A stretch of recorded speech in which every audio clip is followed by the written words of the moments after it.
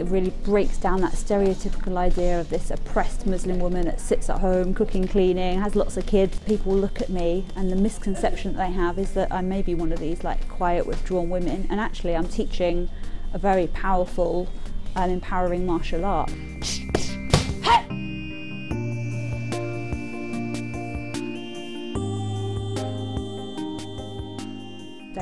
They don't feel confident walking around by themselves.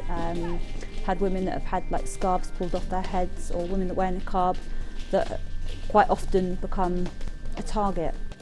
I've had a lot of Islamophobic comments from strangers, especially after the whole Paris and Brussels attack, such as terrorists or people making comments about me having a bomb.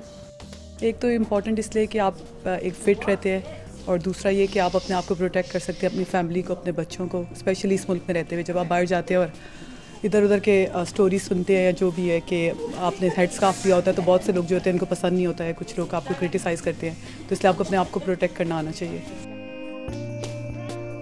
It's an empowering sport, and it's a great form of self-defence, and it just builds confidence amongst them.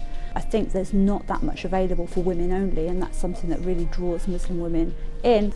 In general, if you look at bullies in schools, or if you look at people that are like maybe they're going to mug somebody or something like that, they'll look for somebody that's very vulnerable.